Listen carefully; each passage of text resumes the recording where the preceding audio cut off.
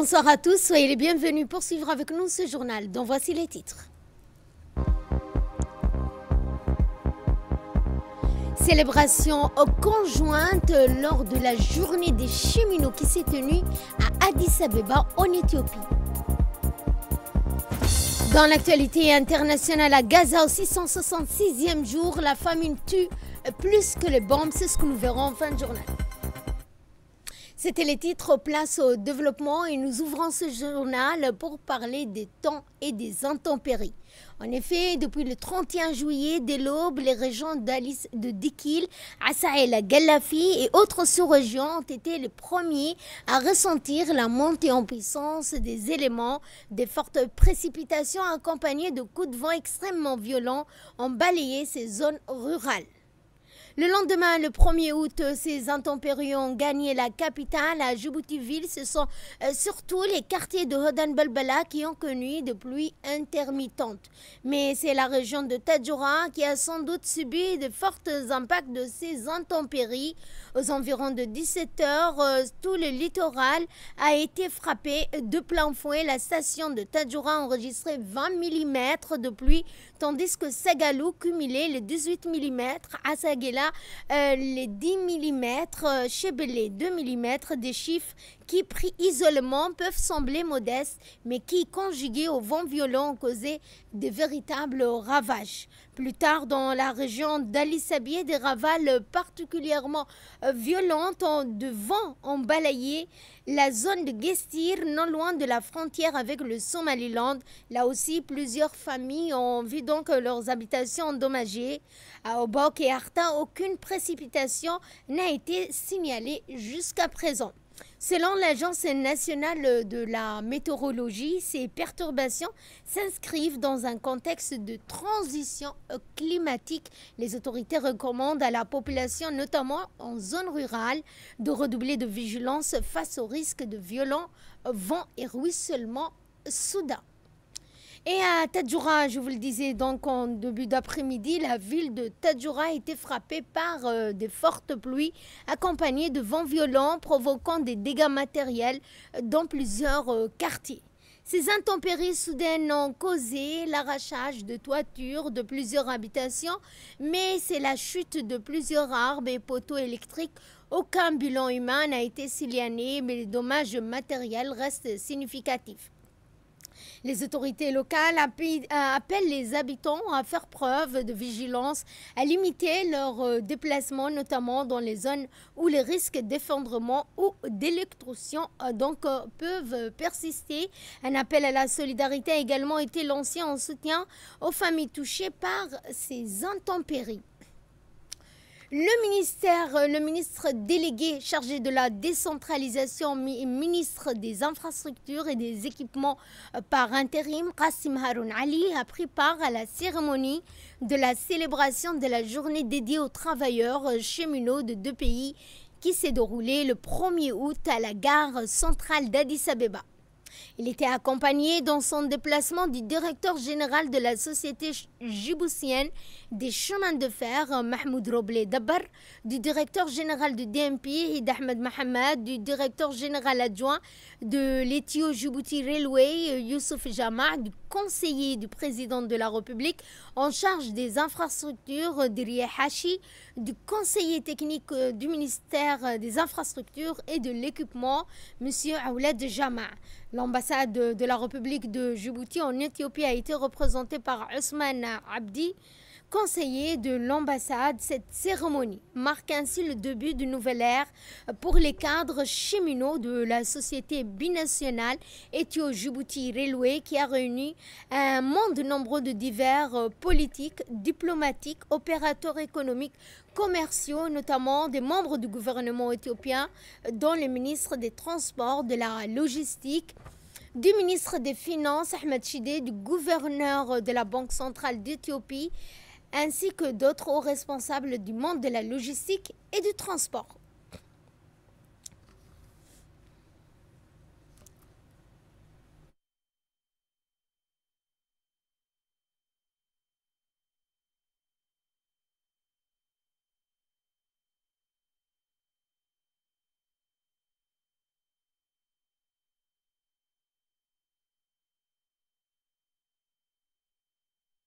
Prenons la parole à cette occasion. Le ministre de la Décentralisation et ministre des Infrastructures par intérim, Qassim Haroun Ali, a précisé que les efforts considérables consentis pour la modernisation du chemin de fer de Djibouti et de l'Éthiopie restent donc des moyens qui ont été réalisés par les deux pays pour ces infrastructures. Regardons suivant un extrait de son intervention.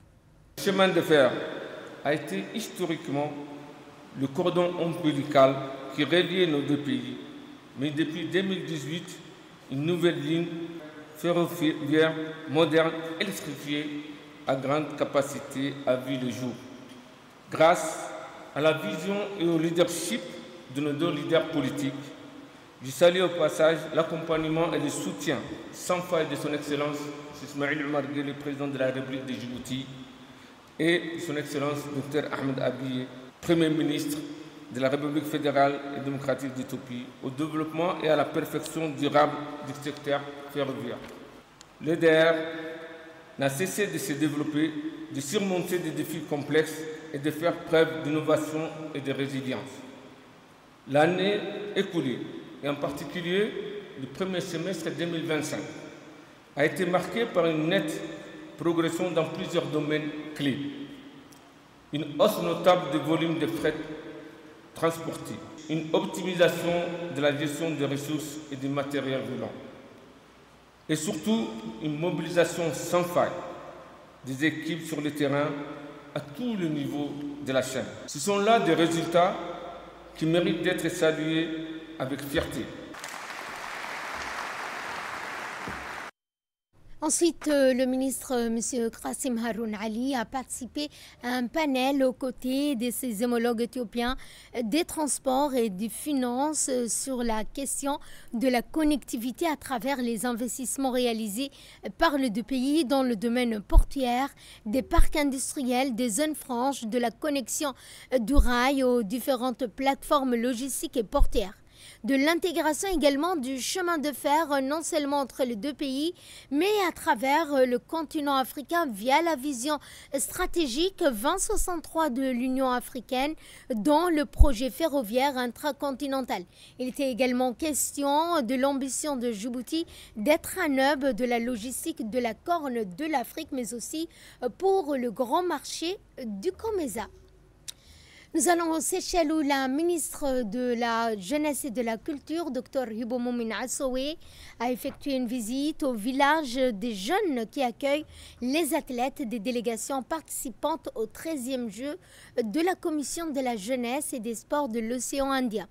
Cette visite s'inscrit dans le cadre du suivi du soutien apporté à la délégation djiboutienne, en particulier des jeunes athlètes djiboutiens engagés dans les différentes disciplines de cette édition. La ministre, en sa qualité de présidente en exercice de la CJSOI, a tenu à saluer les athlètes de tous les pays participants qui dépassent également le nombre de 1500.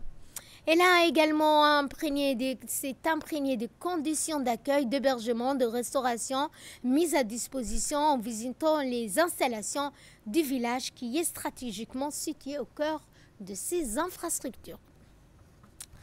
Dans le reste de l'actualité, nous allons parler cette fois du renforcement du système national de santé.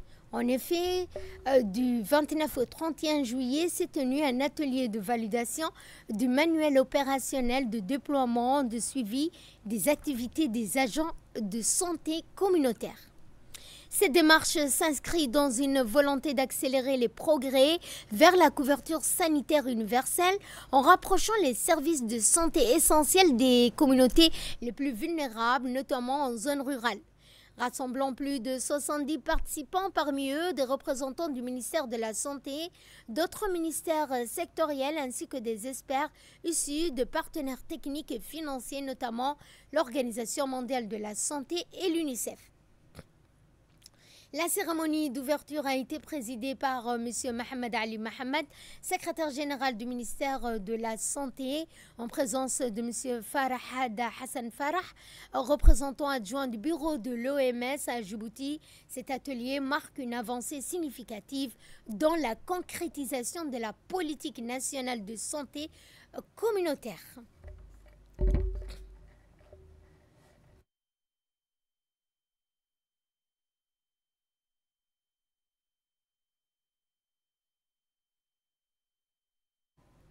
Et prenons la parole à cette occasion. Le représentant adjoint de l'OMS a souligné que la validation de ce manuel opérationnel est une avancée majeure vers une santé communautaire plus inclusive et plus efficace. Permettez-moi tout d'abord de saluer l'engagement constant du ministère de la Santé pour la mise en place de cadres normatifs et opérationnels permettant de structurer, renforcer et institutionnaliser le rôle des agents de santé communautaire dans le système de santé. Le manuel que nous nous apprêtons à valider aujourd'hui constitue une avancée majeure. Il apporte une réponse concrète aux besoins de clarification des rôles, d'harmonisation des interventions, de supervision efficace et de suivi et d'évaluation rigoureux des agents de santé communautaire. En cela, il s'inscrit pleinement dans les priorités nationales de renforcement des soins de santé primaire, de promotion de la couverture sanitaire universelle et d'équité dans l'accès aux services de santé. L'OMS réaffirme son engagement à accompagner le ministère de la Santé dans l'opérationnalisation de ce manuel à travers un appui technique continu et le renforcement des capacités nationales et la mobilisation de l'expertise régionale et mondiale. Je tiens à saluer la contribution active de l'ensemble des départements du ministère de la Santé, ainsi que celle de tous les partenaires techniques et financiers, notamment Gavi qui a financé cet atelier et ce processus présent aujourd'hui. Je souhaite également rendre hommage aux acteurs de terrain dont les expériences concrètes ont enrichi ce document et lui confèrent toute sa pertinence. Mesdames et messieurs, ce manuel n'est pas une fin en soi, mais bien le point de départ d'une nouvelle phase dans la professionnalisation et la valorisation des agents de santé communautaire. Ensemble, nous devons veiller à ce que sa mise en œuvre soit effective, adaptée aux réalités locales et pérennes. Je vous souhaite des échanges constructifs et fructueux en vue d'une validation consensuelle et éclairée du document. Quant au secrétaire général du ministère de la Santé, il a déclaré que ce manuel servira de guide pour le déploiement des agents de santé communautaires. Nous l'écoutons. Je tiens ici à lancer un appel fort, celui de l'adhésion pleine et entière de tous les prestataires de santé à cette initiative. Le succès de ce projet repose sur l'engagement concret des équipes sur le terrain, c'est-à-dire des médecins-chefs, des infirmiers, des coordinateurs de programmes, mais aussi des responsables des districts sanitaires. Chacun a un rôle à jouer dans l'encadrement, le soutien et l'intégration des agents de santé communautaire dans le dispositif de santé local. Il ne s'agit pas d'un document de plus, il s'agit d'un outil vivant au service de notre vision commune, qui est de renforcer la santé communautaire pour mieux répondre aux besoins de population. Chers participants, le manuel que nous allons examiner et valider durant cet atelier constitue un outil opérationnel clé.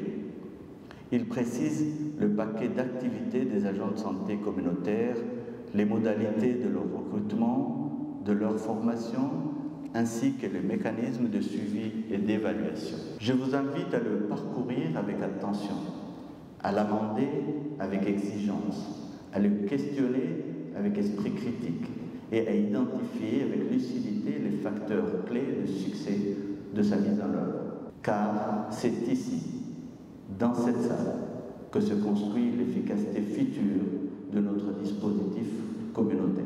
Votre expérience du terrain, vos observations, vos préoccupations, vos propositions sont non seulement attendues, mais essentielles. Et nous allons à Obok cette fois pour ce match en hommage et au respect et la solidarité accordée à M. Mahami Amanda, l'un des meilleurs joueurs de sa génération, dont les talents et l'engagement ont marqué l'histoire du football obokois. Organisé sous l'initiative conjointe du Conseil régional d'Obok, des associations sportives locales d'anciens coéquipiers, cet événement sportif et fraternel a rassemblé plusieurs figures emblématiques du foot régionale ainsi que des jeunes talents issus de la nouvelle génération. C'est dans une ambiance empreinte de respect et de solidarité que ce match s'est tenu en hommage à Mahami Amanda et a affirmé leur soutien en cette période particulière. En effet, après le match et après plusieurs jours de préparatifs, la ville de Bok a vibré hier soir au rythme d'une grande soirée de solidarité organisée en l'honneur de Mahami Amanda, l'un des fils les plus appréciés de la région. Initiée par le Conseil régional de Bok en collaboration avec les associations locales, les jeunes leaders de la société civile, cette soirée a réuni une foule nombreuse dans une ambiance fraternelle engagée. Sur scène, artistes locaux, figures emblématiques de la culture djiboutienne ont offert un spectacle marqué par des chants, danses et messages de soutien unis tous d'un seul mot d'ordre, la solidarité que nous vous proposons de suivre.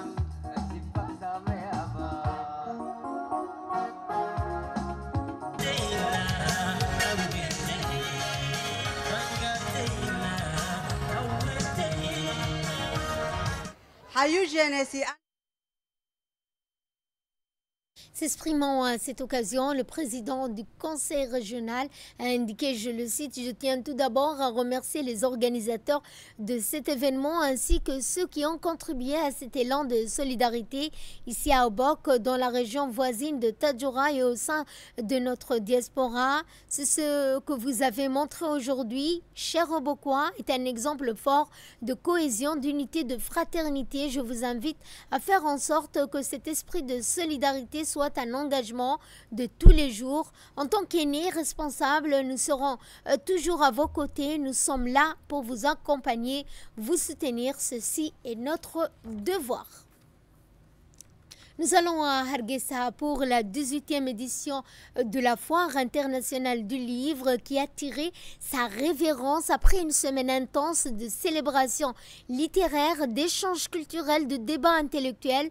L'événement qui a rassemblé des écrivains, des chercheurs, artistes, éditeurs et passionnés de lecture venus de toute la corne de l'Afrique et d'ailleurs s'est clôturé dans une atmosphère conviviale et inspirante, marquée par une forte influence et un enthousiasme palpable.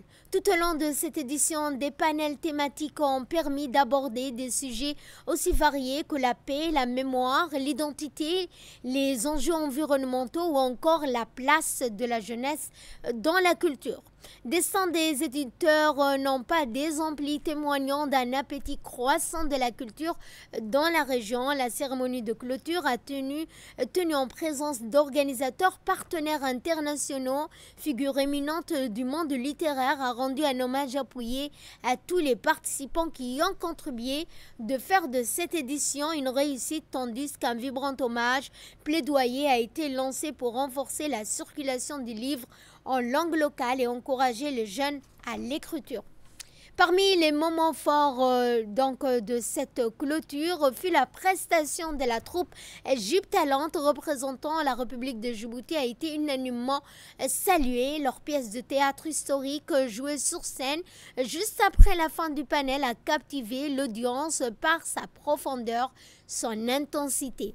À travers une mise en scène soignée, des dialogues puissants, ces jeunes artistes ont su faire vibrer la scène en valorisant un pan méconnu de l'histoire régionale tout en transmettant un message fort sur la mémoire collective.